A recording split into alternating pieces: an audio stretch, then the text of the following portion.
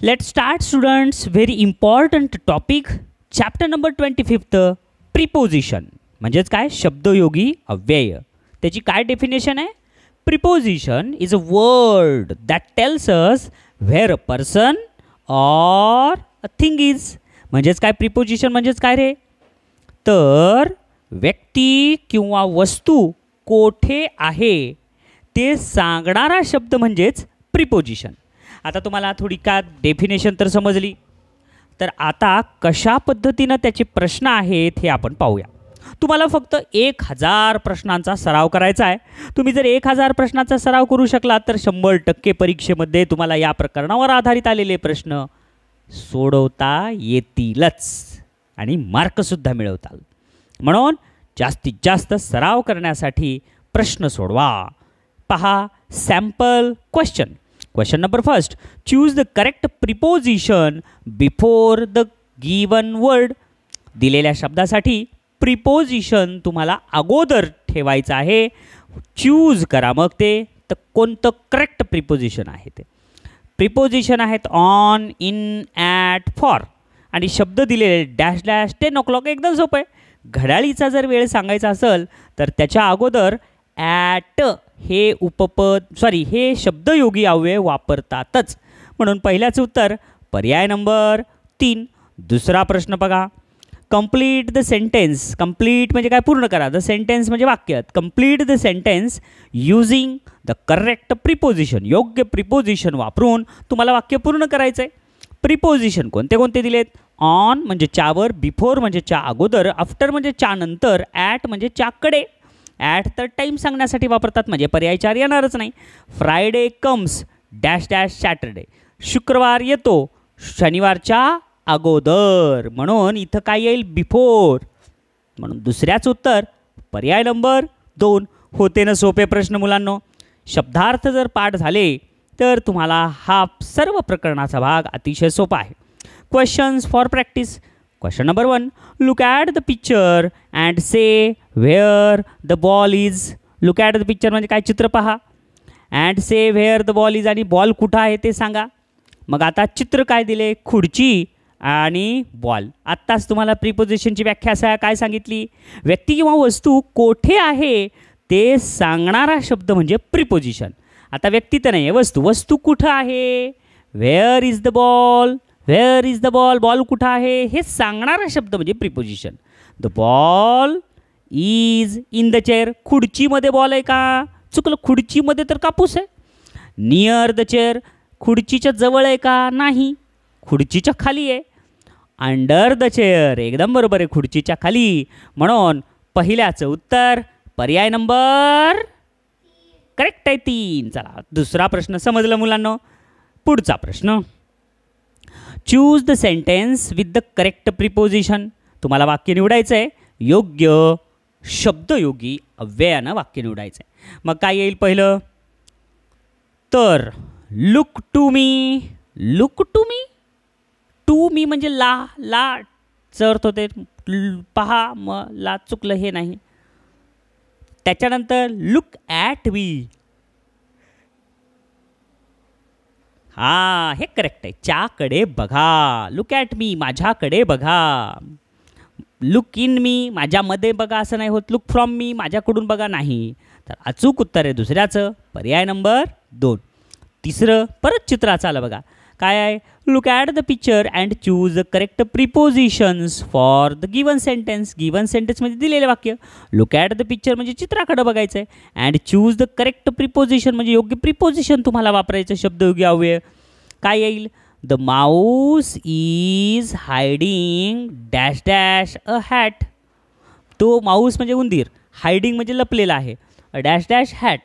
मग आता त्या हॅटच्या कुठं आहे उंदीर हे बघा बरं. तर पर्याय नंबर काय येईल पहा. तर मग काय आहे? तर लुक ॲट द पिक्चर आपल्याला चित्र पाहायचं आहे आणि चूज द करेक्ट प्रिपोजिशन योग्य शब्दयोगी अव्यय म्हणजेच काय? व्यक्ती किंवा वस्तू कुठं आहे ते सांगणारा शब्द आपल्याला निवडायचा. The Mouse is hiding. आता इथं प्राणी दिला आहे ते. द माऊस इज हायडिंग उंदीर लपलेला आहे. डॅश डॅश हॅट मग टोपीच्या कुठं लपला आहे हे सांगणारा शब्द म्हणजे प्रिपोजिशन. अंडर टोपीच्या खाली आहे का, नियर टोपीच्या जवळ आहे का, इन टोपीच्या मध्ये आहे का नाही, तर बिहाइंड. म्हणून तिसऱ्याचं उत्तर पर्याय नंबर 3. चौथा प्रश्न, complete the sentence using the correct preposition. योग्य प्रिपोजिशन वापरून सेंटेन्स पूर्ण करा. किती सोपं आहे. What's the matter dash dash you. What's the matter, काय घडलंय, यू. आता इथं काय येईल, ऑफ यू, चा, तू, तुचा नाही होत, ऑन यू, तुझ्यावर नाही होत, टू यू, तुला होत नाही, तुझ्यासोबत. तुझ्यासोबत काय घडलं नेमकं. म्हणून चौथ्याचं उत्तर पर्याय नंबर 3. हे प्रिपोजिशन आहेत. सगळे शब्द एक एक एक एक पर्यायातले बघायलाच नाही, सगळे प्रिपोजिशन आहेत. सगळ्याचे शब्द स्पेलिंग लिहून ठेवा आणि पाठांतर करा. पहा पुढचा प्रश्न, लुक ॲट द पिक्चर. अरे चित्राचे प्रश्न आले ना, फार सोपं असते बघा. लुक ॲट द पिक्चर म्हणजे की चित्राकडे पहा, and choose the correct sentence from the option. आणि योग्य सेंटेन्स तुम्हाला निवडायचं आहे चित्राकडे पाहून पर्यायातलं.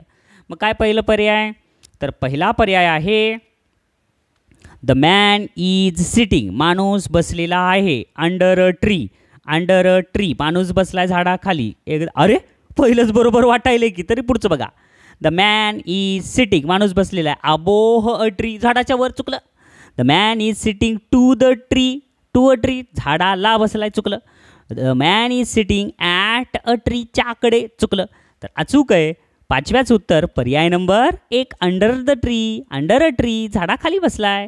पुढचा 6वा प्रश्न. अरे अजून एक चित्र आलं बघा. काय आहे चित्र 6वाचं पहा. Look at the picture. चित्राकडे पहा. And fill in the blank. रिकाम्या जागा भरा. With the correct preposition. योग्य प्रिपोजिशननं ते भरायचं आहे. मग चित्र काय, एक बाई बसली आहे आणि समोर फळांची टोपली आहे. The basket of tomatoes. हां टोमॅटो येते. The basket of tomato is dash dash the green grocer. आता हे भाजीवालीच्या पुढं काय आहे, टोमॅटोची बास्केट कशी आहे ती, टोमॅटोज इज कुठं आहे, बिहाइंड. म्हणजे च्या पाठीमा आहे का तिच्या, नाही.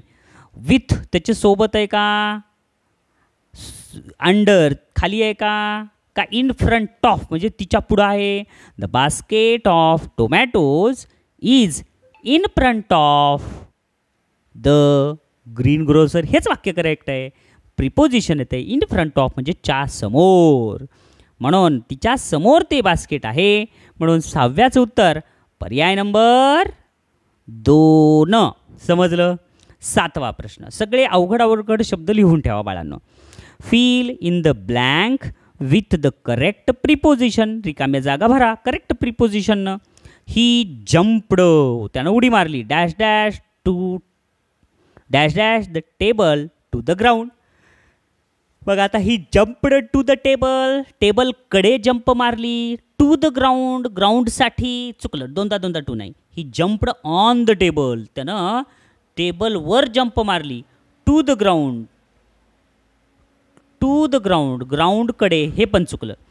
ॲट द टेबल, ॲट तर घड्याळीसाठी येत आहे. मग काय अचूक उत्तर, ही जम्पड फ्रॉम द टेबल, त्यानं टेबलपासून उडी मारली. टू द ग्राउंड म्हणजे ग्राउंडच्या दिशेने, टेबलपासून ग्राउंडच्या दिशेने जंप मारली. म्हणून 7व्याचं अचूक उत्तर आहे पर्याय नंबर 3. 8वा प्रश्न पुस्तकात बघायलात ना सगळेजण, सगळे पुस्तकात पहा एकाग्रतेनं. विच प्रिपोजिशन, कोणतं प्रिपोजिशन विल बी सुटेबल, योग्य असेल फॉर द गिवन सेंटेन्स, दिलेल्या वाक्यासाठी कोणतं प्रिपोजिशन सुटेबल आहे. We sat dash dash floor. We sat dash dash floor म्हणजेच काय, आम्ही बसलो आहोत. कुठं, इन द फ्लोर, फरशीच्या मध्ये बसलोत का. बाय द फ्लोर, फरशीच्या कडेला, चुकलं. ओव्हर द फ्लोर, फरशीच्या अध्यांतरी, वर, जादून वर गेलोत का, चुकला. We sat on the floor, on म्हणजे च्यावर आणि ओव्हर म्हणजे काय, च्यावर अधांतरी. The bridge is over the river, नदीच्या वर ब्रिज आहे. मग नदीवर चिटकून ब्रिज असते का, नाही, अलग लक्षात. आणि हे ऑन काय, च्यावर. We sat on the floor, आम्ही फरशीच्या वरच बसलो. लक्षात आला की हे ऑन ऑन ओव्हरचा अर्थ, ओव्हर म्हणजे च्यावर, अदर, आणि ऑन म्हणजे च्यावर. 9वा प्रश्न. Look at the picture and say which sentence is correct. चित्र पहा आणि कोणतं वाक्य बरोबर आहे ते सांगा. चित्र काय दिसायला आहे? उंदीर आहे, बॉक्स आहे, उंदीर इकडून इकडून उडी मारायला आहे. ह्या रेषावरून कळायला आहे. मग काय आहे? The mouse jumped on the box. उंदरानं बॉक्सच्या वरच उडी मारली नाही, हे तर बॉक्सच्या पलीकडे गेलाय. The mouse jumped into the box. उंदरानं जम्पच्या बॉक्सच्या मध्येच उडी मारली, चुकलं, बॉक्सच्या पलीकडे चाललाय. The mouse jumped at the box. त्यानं बॉक्सकडे उडी मारली, चुकलं, बॉक्सच्या वरून मारायला आहे. द काय मग? The mouse jumped over the box. आला बघा ओव्हरचा शब्द. उंदरानं बॉक्सच्या वरून अधांतरी उडी मारली. म्हणून 9व्याचं उत्तर पर्याय नंबर 4. समजलं? चला, आत्ताच तुम्हाला सांगितला होता ओव्हरचा अर्थ, लगेच वाक्य चालं. Complete the sentence. योग्य वाक्य पूर्ण करा यूजिंग द करेक्ट प्रिपोजिशन. योग्य शब्दसमूह म्हणजेच काय, शब्दयोगी अव्यय वापरून ते वाक्य पूर्ण करायचं.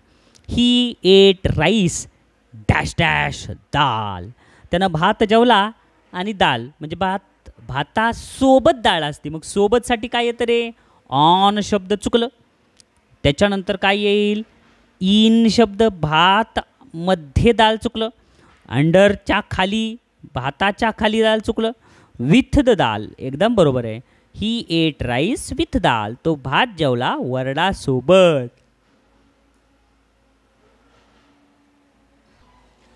पहा बरं 11वा प्रश्न काय दिलाय?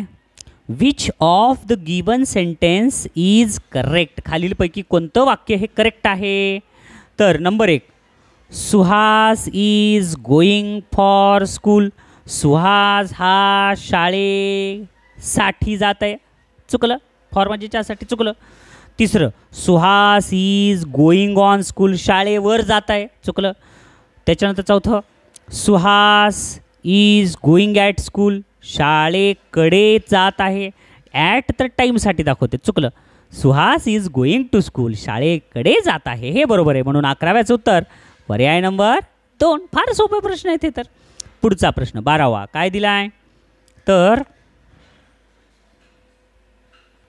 See the picture and decide your answer. चित्र पहा आणि तुमचं उत्तर तयार करा. काय दिले? The boy is between the girl and man. चुकलं की रे. द बॉय म्हणजे मुलगा, मुलगा कुठे? बिटवीन म्हणजे दोघाच्या मध्ये, मुलगा दोघाच्या मध्ये म्हणा, चुकलं. द मॅन इज बिटवीन, माणूस दोघाच्या मध्ये, चुकलं. त्याच्या पुढचं वाटायचीच गरज नाही. द गर्ल अँड बॉय, मुलगी आणि मुलाच्या मध्ये माणूस आहे, चुकलं. द गर्ल इज बिटवीन, मुलगी मध्ये आहे. बाय बिटवीन द बॉय, मुलाच्या मध्ये, अँड द मॅन आणि माणसाच्या मध्ये मुलगी आहे, हे करेक्ट आहे. म्हणून या प्रश्नाचं उत्तर पर्याय नंबर 3. लक्षात आलं तरी चौथं वाचा. The boy and the girl are between the man. असं कुठं होऊ शकते का?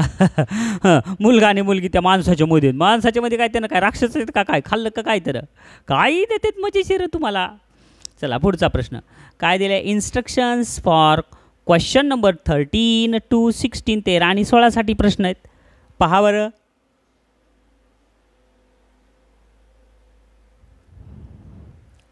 Look at the picture and decide the correct answer. चित्राकडे बघा आणि योग्य उत्तर निवडा असं म्हणले. मग काय दिलं आहे? 13वा प्रश्न. The Mouse is dash dash the table. Mouse हा टेबलच्या खाली आहे.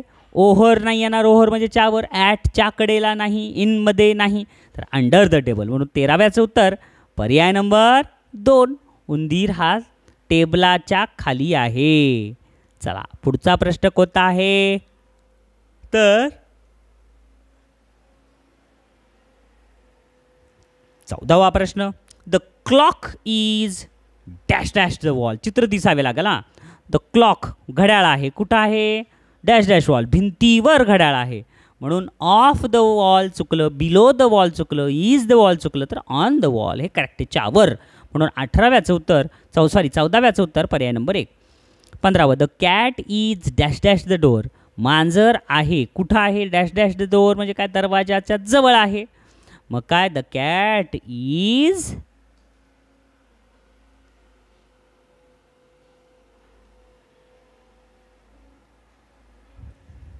काय येईल? The cat is on the wall. Sorry, the clock is on the wall. आणि the cat is at the डोअरच्या कडेला. The cat is at the door. Over नाही, फ्रॉम नाही, अंडर नाही. 16वा प्रश्न. Mother is dash dash the kitchen. आता आई किचनमध्ये काय करायली आहे? तर आई किचनमध्ये काय करते आहे? तर एकदम बरोबर आहे. तर आई काय करत आहे? तर आई करत आहे स्वयंपाकघरामध्ये काम करत आहे. म्हणून काय?